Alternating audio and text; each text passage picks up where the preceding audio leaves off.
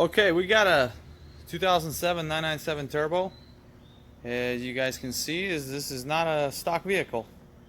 So we're going to talk about what to look for on these 997s when purchasing to own a vehicle that has highly modified like this one here. This one's running E85.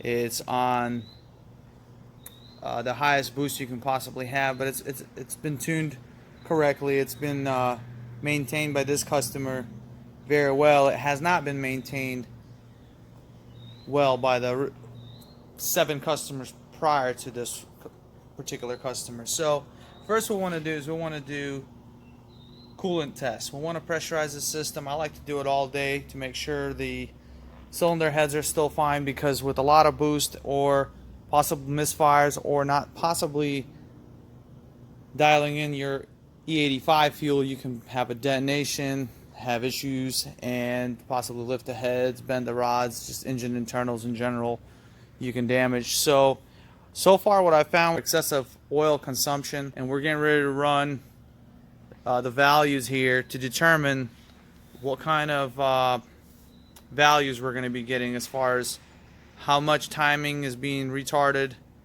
per cylinder and what cylinders are running smoothly and which ones are not running smoothly. The biggest issue is mechanical over revs. You can normally tell when you have high mechanical over revs if your rev limiter is bumped up and how well the car was treated in its life. This one's been exceeded all the way to range 6, which is concerning buying a vehicle of this value. It's a very expensive car, and when you have mechanical over revs that high, you can potentially have an engine failure shortly after.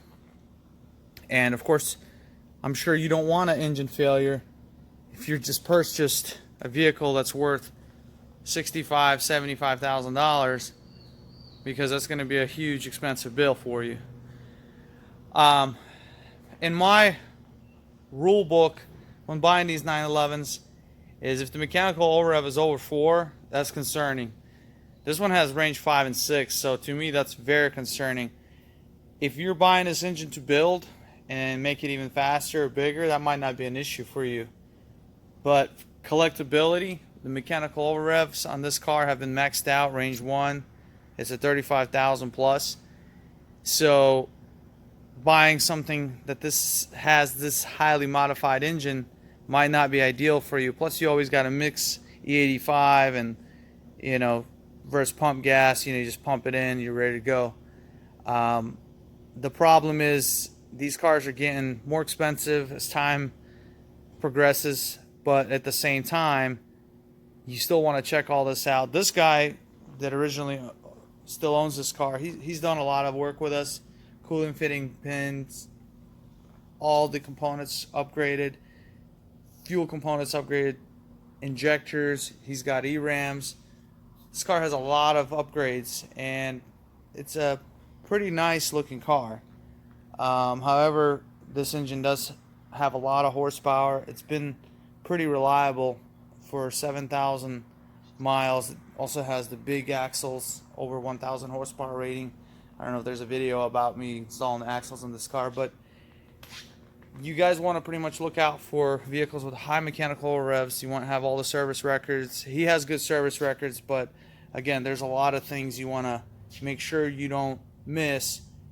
Biggest problem is, of course, the items I mentioned, but the coolant fittings is another big issue we're starting to see. Guys are buying these cars and the coolant fittings have not been pinned or welded, and they start to be an issue as far as they'll blow out and you'll have a crazy catastrophic coolant failure, and that pretty expensive engine out job, it can cost anywhere from $4,000 to $7,000 to fix. There's also these metal pinned or metal elbows that are upgraded from plastic. That is a must when you have the engine out. Turbo lines. Also, this car's been repainted. All the paint work has been, you could tell just by looking at the car. You don't even need a paint meter, even though I had it already checked out. But there's these dimples in the clear. When they were buffed, there was trash, so they buffed it out. I mean, It's a decent paint job, but it has been repainted in a lot of areas. The whole side of on the right side has been repainted. The hood, you know, obviously all this has been repainted. You know, you can tell when you look and you see like stuff like that. That's actually trash that's embedded in the clear. Let me see if I can get it on the camera. There it is. That's trash embedded in the clear, and if you look close enough, you'll be able to tell that there's a problem and that this car's been repainted. As you can see, the upgraded radiators on this car, so it's well equipped. You know, if you're looking for a performance car, this is by no means is going to be a super nice collectible car, just because it has 7 owners and it has other things going on with it. Okay, here's my over-rev report, or as Porsche calls it, overspeed. So this is maxed out, 65,535. This is when you go bounce off the rev limiter. Now this is actually an overspeed. That's when you shift into a wrong gear, or if your rev limiter is bumped up, you can actually go into ignition overspeed 2 and 3. Now this right here is mechanical overspeed. That's misshifting. Let's say you're, instead of going to third, you're going to second at a high RPM. It could be somewhere around the 6,000 RPM range. When you shift over to the you know, somewhere around 6,500, you shift to second. That's going to bump you all the way to 7.5, somewhere around there. And then these are quite high right here, overspeed 5, and there's overspeed 6, which is a really weird one, because that's normally supposed to be 3 here, because 1 revolution is 3 ignitions. Anyways, that's a problem when you have this many over revs, because that's maxed out. So I had to actually move itself here, because that's as many as you can get in one row. You can't get more than 65, 5, 5, 3, 5. So once this gets to 65, it's going to move down to 3. Determines how long this engine pretty much has been driven, and how hard it's been pretty much abused or not abused. I mean, this is considered pretty hard engine. It's considered abuse right here, what you're seeing here, especially in the range 4, 18,000 over revs. That's a lot. Now I don't have my hours. I didn't put that in because if it gets too long, then you wouldn't be able to see all the data.